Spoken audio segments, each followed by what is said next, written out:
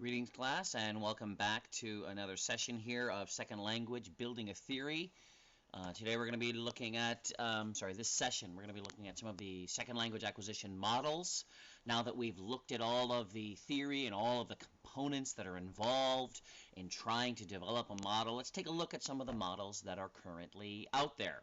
We'll look at the input hypothesis, which is basically Krashen's natural approach hypothesis, the output hypothesis, which primarily comes from Swain, but also comes from others related to the pushed output hypothesis. There is the cognitive hypothesis for language acquisition, and then the constructivist, which is some of these basically piggyback on others and then add to.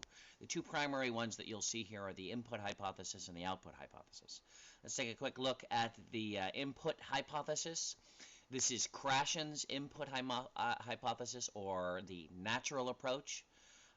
This is very well known, primarily because when it came out in the 80s, I want to say, it was a big thing and it was a big controversy. But let's take a look at these five elements of the input hypothesis. There are five hypotheses in this model. First is the acquisition learning hypothesis, and basically what Krashen is saying is that people cannot learn cognitively, direct approach, explicit learning. They cannot acquire language. They can learn some parts of language, but they cannot acquire language. Language acquisition is done via being in the environment, no direct learning, simply being in the environment, incidental learning, learning because you're among others who are using the same language.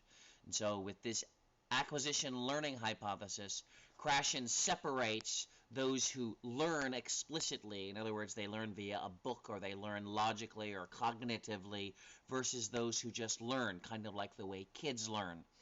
They learn language without having any explicit instruction given to them. Okay, so he's separating these two, and he's basically saying language learners who are acquiring language, not just learning book information, those who are going to acquire language are going to do it without explicit instruction. And that's point number one. And of the 5 points here, that's probably the biggest obstacle that some people have with regard to this theory, me included. Let's take a look at the other ones here. The monitor hypothesis. This hypothesis basically is talking about the ability of the brain to monitor what's going on. So, for example, when you say things, you're also hearing them at the same time. And so you're also hearing what others say and comparing that to what you say. And so the brain is doing all of this monitoring. And monitoring allows them to change the interlanguage and change the things that are going on because it can monitor. Again, the only way that you can do that is to be in the environment, okay, or in an environment where that second language is being used. The third point in Krashen's overall theory here is the natural order approach that basically dictates that the elements that are learned, the elements that are acquired in a particular order. Again, we don't have any major problem with this theory here. But there is a natural order, and things are put in some type of sequence. I cannot learn step 15 before I learn step 2 type of a scenario. What exactly is the order? We don't know. We do believe that it begins more basic, more simple, more in the realm of areas that are used more frequently. So high frequency language components are probably learned before less frequently used language components. Has to do with frequency and complexity. So the less complex and the more frequent, the more likely they will be first elements learned in a second language. I'm sorry, not learned, acquired in a second language. Point number 4 is the input hypothesis. This is also quite famous. Because of what Krashen defines it as. He considers it input plus 1. Input that the student receives need to be, that the learner is involved in, needs to be at a level that they can understand and just a little higher. So they're at I, they're at input, but the input they're getting should be I plus a little higher. So it's basically kind of like an evolutionary thing. They can only go little step by step as they're acquiring language. So they're going to need input, but they're going to need input that's a little more difficult than what they're used to. It's a little more difficult or complex than what they know, so that they can eventually step into that. It was become known as the I+1 principle. Input plus a little more, plus one. And that's how they're going to learn if they're going to have that type of, going to be in this type of model. If you're going to see this model succeed, they need input plus a little more. They need I+1. Last one is the affective filter hypothesis, that people filter their language through their affective nature, through their emotions. And so if the filter is high because they're frustrated or they're scared, or for some reason that their filter is very high, they're not going to be able to learn nearly as well.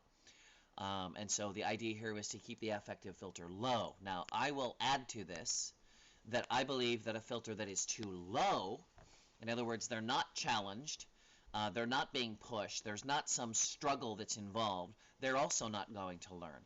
So the affective filter that's too high is a bad thing because they're overwhelmed or frustrated or angry or scared or for some reason. But an affective filter that's too low is too easy, and so they're less inclined to want to learn. My thought is that it should be a happy middle. That's not a crashing idea, that's a Tuesday idea. I do believe there are people who would say on both sides. Now, there are benefits and drawbacks to this. The monitor hypothesis, I believe perfectly well, is a good idea. The natural order hypothesis, you'll find that in other theories as well. The input hypothesis, generally speaking, it kind of makes sense. You can't run before you learn how to walk. And so there is going to be a stepwise progression. Is it necessarily a small step? Well, it depends on what you're going to be teaching. And more importantly, it depends on whether you're going to use this model or not. Using this model means that you as a teacher are doing very little to actually teach. You put the students in the environment that helps them acquire, but you're not doing much teaching in that sense. They're going to have to pick it up by themselves. In that sense, it would make more sense for the input hypothesis to be a reality. If you're not in this environment, you may be able to press more quickly, more judiciously as you step forward because you as a teacher are teaching. Now, that's not Krashen's model. Okay, Krashen's model is I+1. But there is a benefit to some of these. Monitor hypothesis, excellent idea. And it's done. The natural order hypothesis, the affective filter, definitely. Ones where I would have issue would be depending on how you define the input hypothesis. This one, however, the acquisition learning hypothesis, is where I would find the greatest amount of problems. Because it basically says you as a teacher do nothing to provide direct input, direct explicit instruction of language to your students. You are now a moderator. You are now a guide on the side. You are now someone who does not have, you're not an expert or a specialist in a field. You may be, but you're not going to be teaching your students that because they don't acquire language that way. They may learn language, but not acquire, according to Krashen. Now, there are other things that are involved here, one of them being what happens when this is actually implemented in a program. Jill Stuart wrote an article, and this is one that I find very informative, that talks about how Krashen's methods were used in bilingual education in California and the dismal results that concluded. Now, when I say dismal, I don't mean in terms of communication. The students who came in who were bilingual and went through the bilingual system did very well at communicating. However, they did dismal in academics. All this to say, and again, I encourage you to read through her article, all this to say that students learned to communicate, but they did not learn how to read and write at an academic setting, so that they were denied college, and or college was reduced their standards so as to help get these students in. And so she reviews a variety of research not only in California but also in Canada, and the results are dismal, at least from an academic point of view. So I do encourage you to go read this article, Crash and Burn, that talks about the results of said theory. All this to say, if you're going to be acquiring, you're only going to be at a communicative level. You're not going to be able to do academic reading and writing. Another great example that I know of is by a an author, a writer, and her name is Ellie Hinkle. I think it's K-E-L. I believe that's who it is. And she is from Russia, arrived in the United States when she was about 16 or 15 years old. When she came, she didn't speak any English. She's now a university professor and publisher and speaker. Her English is very good, except for articles, which she will gladly admit, and she will probably never learn them because she didn't learn them when she was young. However, more importantly, Ellie, who can speak fluent in Russian, cannot write in Russian at an academic level. She does not have the vocabulary or the writing skills to do that. These are according to her words. And that's because she never learned to do that. Basically, what I mean is she had some of these factors involved. There was no explicit instruction in those areas, therefore she didn't learn them. Learning language, the communicative elements of learning language are a definite plus. And if you go back in history and you note when times existed when they didn't teach those elements, people learned the book knowledge of a language and they could acquire that, but they did not know how to communicate. And Krashen basically turns everything around. People can communicate, but they cannot survive in an academic setting. And so that's a detriment to students. And so that's some of the drawbacks that are involved there. Another model that's out there for second language acquisition is the output hypothesis. And again, this is Swain and others.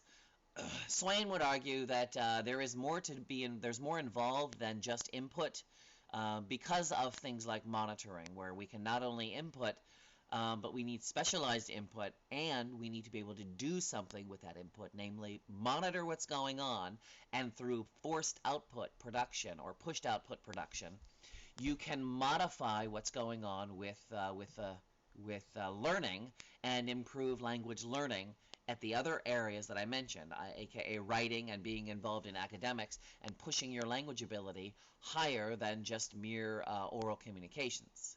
Swain also focused on the difference between input and intake, and really you should have another one in here, which would be uptake. And basically input is just the snow that's thrown at you, all the information that's thrown at you, but of course your mind can't handle all of that, especially if you're learning a second language or acquiring a second language. Some of the stuff is beyond you, and so it's just snow. It's just this background noise that you have. In uptake is the information that you can actually, hey, I can understand this. I can grab a hold of what's going on. I can have a way to relate to this because I can understand it. Intake is now even more narrow. It's the stuff I can actually process. Again, you're listening to music or you're watching a movie or whatever, and you've got a lot of uptake that you have, but you can't process it all. So sometimes you listen to the song again, or you read a paragraph again because you can't process it all. The stuff you can actually process would be intake. So Swain would argue that there's more involved than just input. There's specialized input, and there's input that's involved with output. And that when I'm doing output, I'm processing differently. When I'm processing the output that comes out, but I'm also having to process internally in order to create the output. And those two elements now bring in a new model here, which basically is trying to say that language learning is primarily output-based, especially for older learners. Possibly even younger learners, although they're doing it more subconsciously. Swain also talks about high input generators and low input generators. The high input generators are those who can take advantage of the input and use it in output in order to learn, in order to test, in order to test a hypothesis or monitor what's going on, or to actually doing acquiring. And so those people who are high input generators are those who are going to try something. They're going to take a chance, and they're going to be bold with the language. They're going to do some type of output. They're going to listen to what's going on. They're going to be able to listen to what other people are doing, and they're going to be doing that monitoring. Low input generators are people who have more difficulty processing the information, are less of a risk taker, so that they have less opportunities to learn off of the input that's coming in. So this is more of the Swain model. She probably, not probably, she doesn't have a problem with some of the other elements that are involved that Krashen has mentioned, but she makes special emphasis on the importance of output and how output is actually helping students more acquire language because they're forced now to reassemble or to understand what's going on so that they can produce. Then, of course, they can monitor that as well. So the output is going to be more important according to Swain. Let's move on. We also have cognitive models, and we've got guys like McLaughlin who want to talk about the importance of a controlled versus an automatic response in language learning. And we also want to look at the differences between focused language learning and peripheral. We talked about this before. I often talk about this in terms of playing a piano or driving a car, that when you begin to learn to play an instrument or you begin to learn to drive, you are very focused on the actual job of driving. And so it's controlled. Okay, you're trying to control all of these lessons, all of these elements. You're actually keeping an eye on the mirrors, and you're physically watching yourself buckle up, and you're physically looking as you grab the gear shifter, and looking where your feet are. Okay, because you're new. It's new to you, and so you have to focus on all of these things. It's controlled. It's controlled learning. Now, after you learn to drive, after you've been driving for 2 years or 5 years or 10 years, you're going to come to a point where all of a sudden you're driving and you reach your destination and you say to yourself, oh, how did I get here? Because you weren't paying attention. All that learning has now moved from your focal memory back into your tacit memory. Stuff that you already, I can do this without thinking about it. Okay? It's become automatic. You monitor, but it's in the background. You don't have to focus on it indirectly. So let's take a quick look here between controlled and automatic. In a controlled, your performance is based on formal rules of learning. You learn the rules, and you obey the rules, and you're looking back and forth between here's what I'm doing, and here are the rules, and you're trying to follow the two, right? For example, when you're studying a grammar lesson, you're looking at the rules. Okay, how does this apply? You're looking back and forth. It's very focused, okay? For example, a grammar lesson or a word definition, right? More peripherally, your performance is based on some type of implicit learning, but you're still trying to learn the word, okay? You're still trying to learn the structure, for example, in TPR. I say, everybody raise your hand. Okay, put your hand down. Okay, raise your hand. Okay, touch your hand. And so you're learning, but you're learning more peripherally. It's still focused. It's still focused. Automatic systems are systems where you're not thinking about it anymore. It just happens, all right? So your performance in a test situation. If you're taking a test and you've taken them numerous times, it's already, you already know what's going on. You just start focusing on answering the tests and not focusing on language. And other elements, you've got monitoring, self-correcting, editing, right? Keeping an eye out for something. Those are things that you simply do. It's not like you're thinking, I'm going to monitor now. It's just something that's done, right? Self-correcting, when you hear yourself talking and all of a sudden you make a mistake and you say, hey, wait a minute. Now, were you planning on self-correcting? No. It's just something that automatically started to happen because you've learned to do that, right?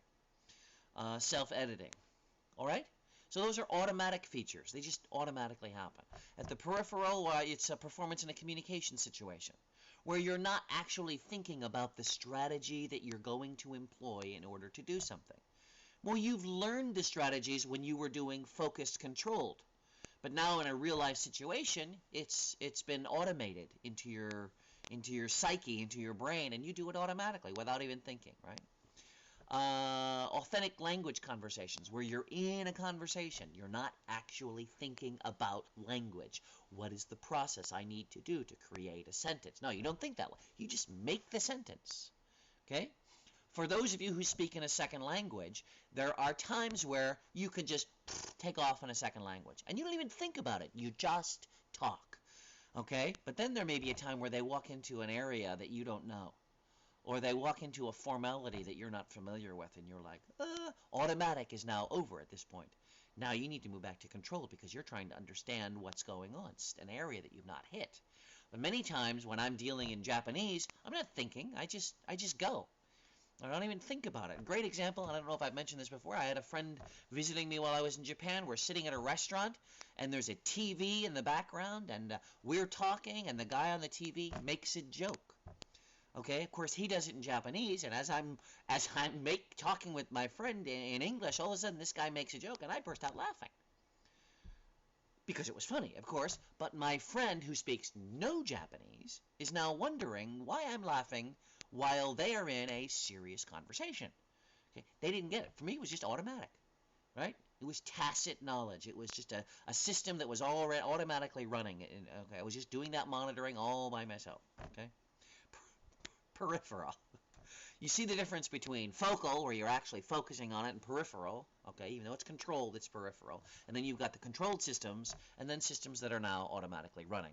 My belief is that after you learn a system, you learn it well enough that you don't think about it anymore, and you move it from controlled into automatic. You move it from focal knowledge into tacit knowledge.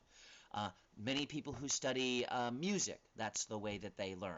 Many people who study writing, that's the way that they learn. Now, there are others who will believe that you just write. If you've seen the movie Finding Forrester, it's basically the way they were trying to teach him to write. Just write.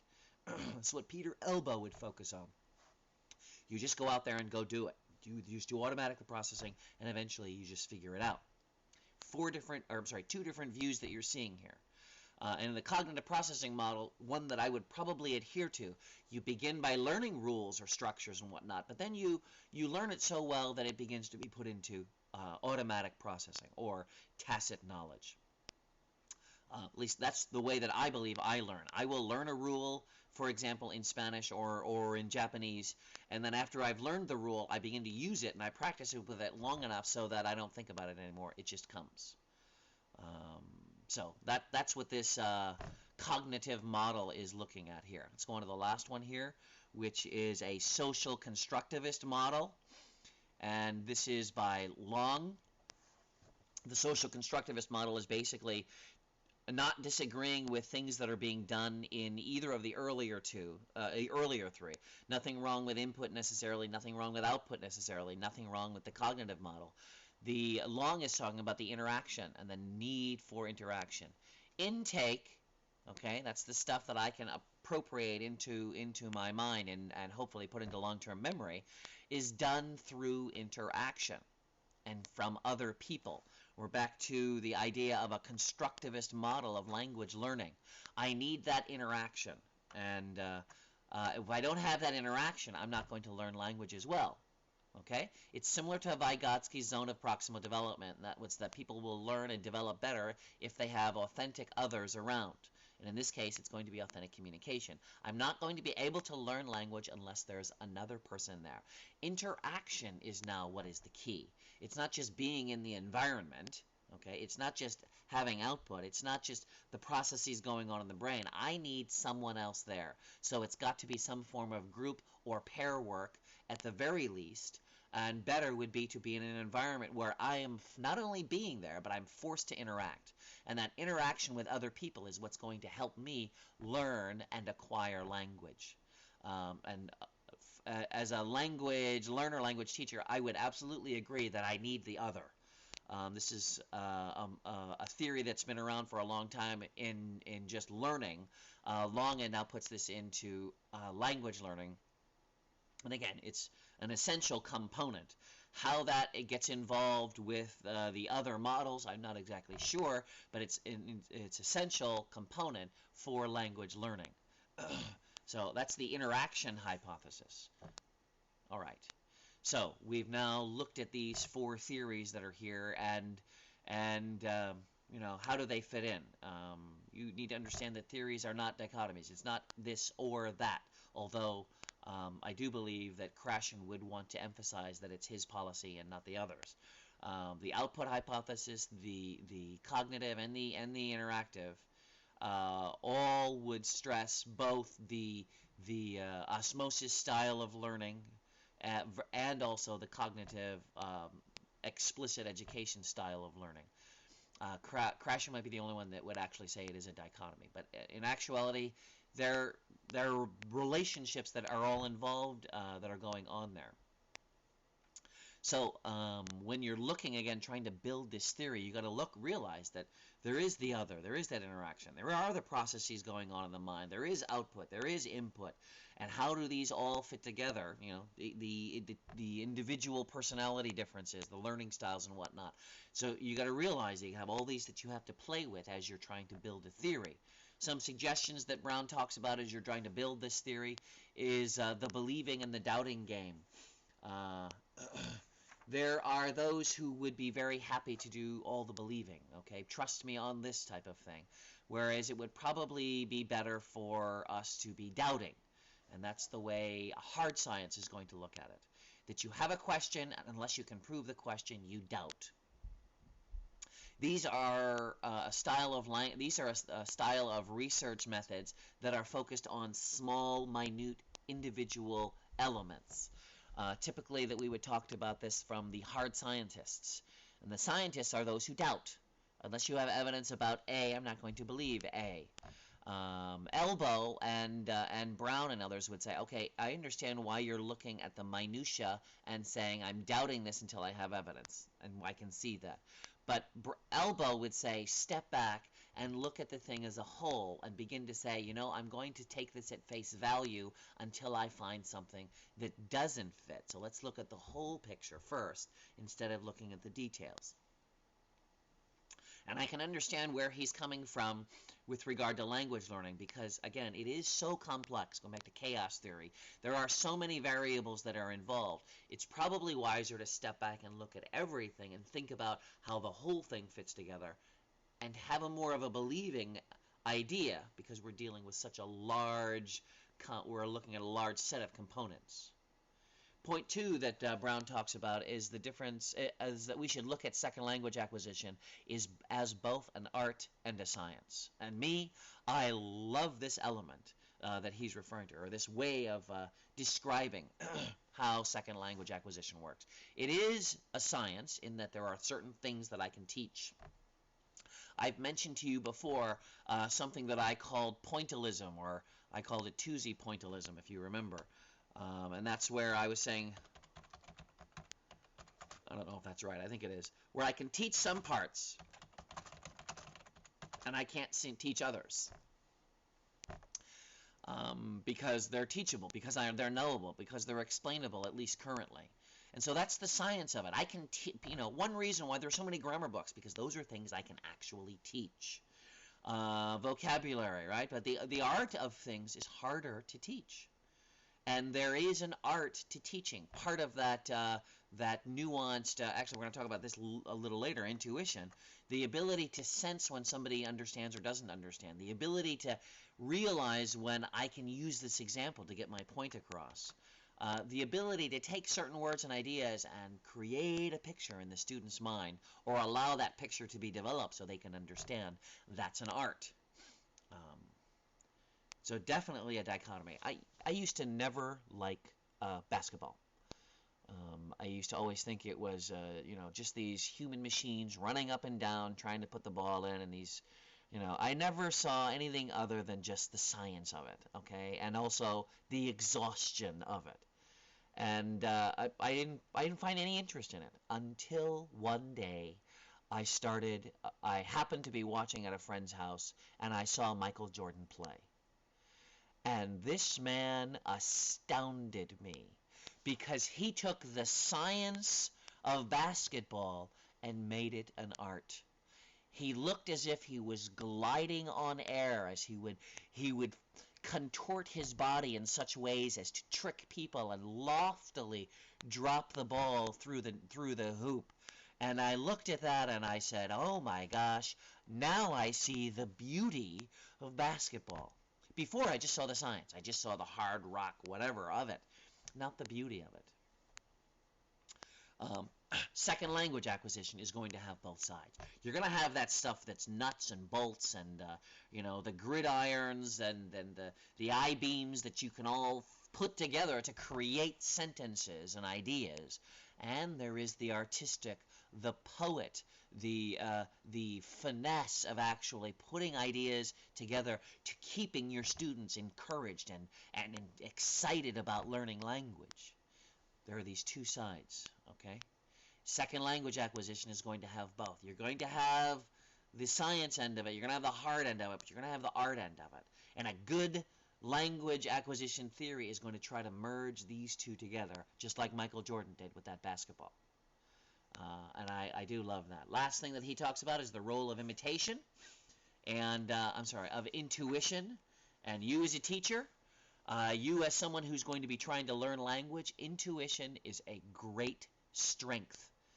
It goes along with the concept of noticing and just having the feeling, that gut feeling that something is this way or something is that way. Trying to understand what's going on, trying to trust your intuition at times when you're language learning. You're taking that chance to go do something to see if it works.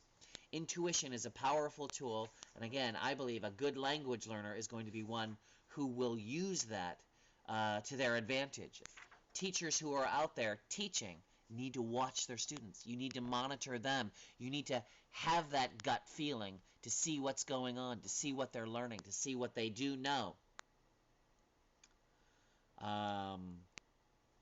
Also encourage your students to do the same. Encourage them to take a chance, to risk it, to get that feeling that I think it's this way, and give them a try to go do that. Intuition is a great thing when you're trying to learn language. Make sure that you try to take those gut feelings and put them into practice. And that's all for this chapter.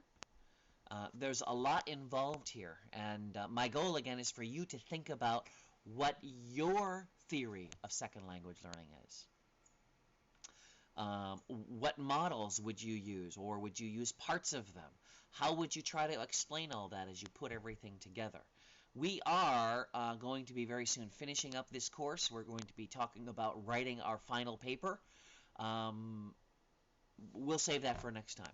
Take a good look at what's been said here and try to think about some of the theories, the issues that are involved here, and I will see you next week.